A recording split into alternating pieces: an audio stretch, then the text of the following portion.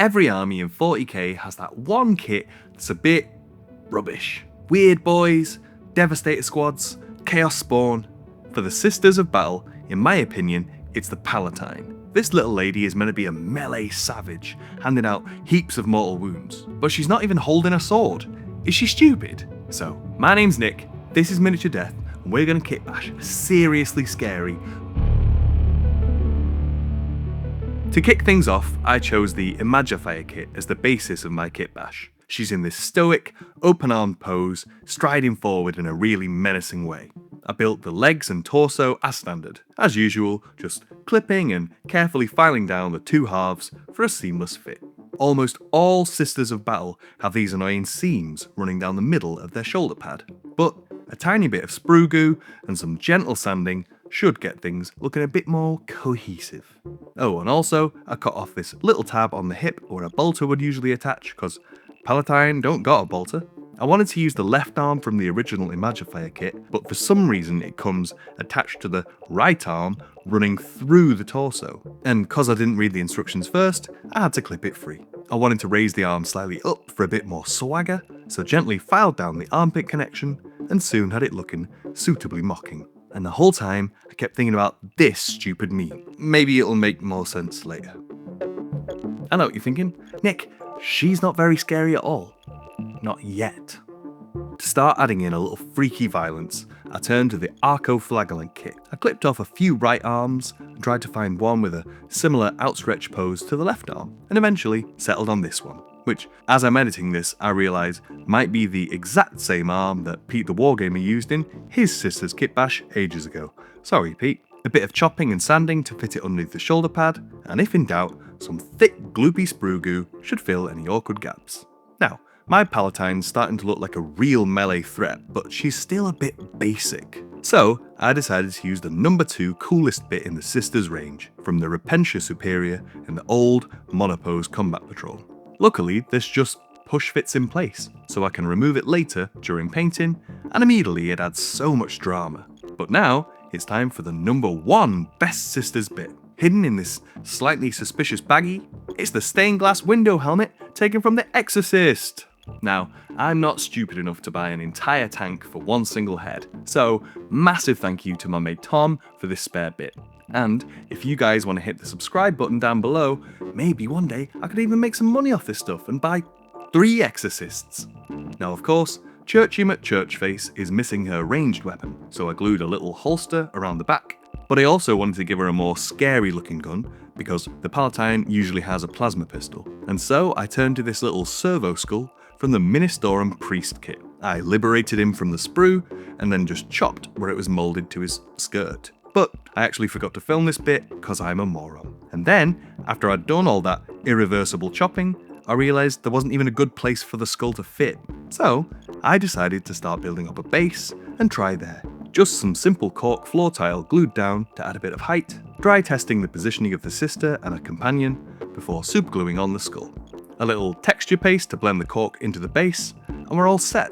Now, Sisters models are famously tricky to paint underneath all their robes, so for priming, I first snipped off a flat piece of sprue, drilled a hole and superglued that to a paper clip for easy holding, and then superglued her foot to the plastic instead of drilling into her and risking any damage. Alright, time to get painting.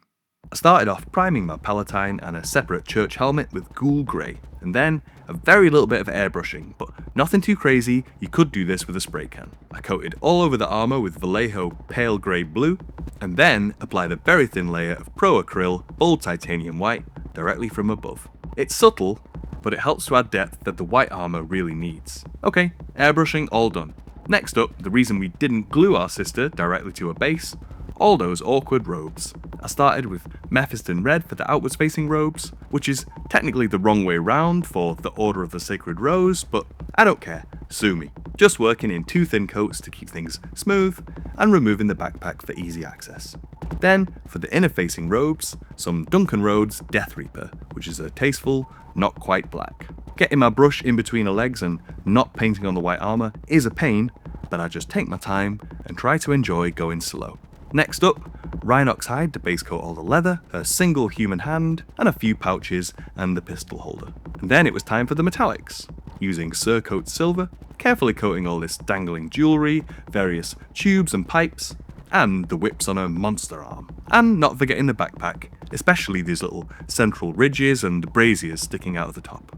I'm gonna have to figure out how to paint fire later because I've never done it before. Then perhaps my favourite colour, Dragon's Gold. The sisters are such a polished and regal feeling faction, it really clashes with the freakier, more grimdark stuff, especially on a stained glass window helmet. Last but not least, some Caliban green for the solitary grenade on her hip, and then remember the gold strip running around her robes. I left that exposed flesh unpainted for now because I couldn't really decide what to do with it, being honest. Next up, Apothecary White is a super subtle contrast paint that still makes a massive impact, so I gave a healthy coat applied all over the white armour, making sure to soak up any major pooling on the flatter areas, directing it into the recesses, and trying to avoid spilling onto the metallics too much. Now let's paint up our little servo skull while we wait for that to dry. I primed the base in Colourforge Standard Grey, and then base coated the skull itself with a nice bright ivory tusk.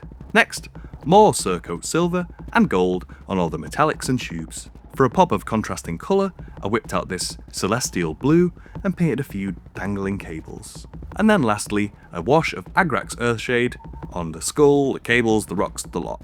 Once that was dry, I gave the rocks a dry brush of grey mixed with a bit of white to highlight things up, and then highlighting the skull itself with my original base coats, quick and dirty. The only slightly fancy painting I did was on the big eye lens. From a base coat of black, I painted a semicircle of burnt red from Vallejo. All you need to do for lenses and gems is just add smaller and smaller semicircles, working towards the bottom left, with progressively lighter and lighter red, and then a classic dot of white for that little glint.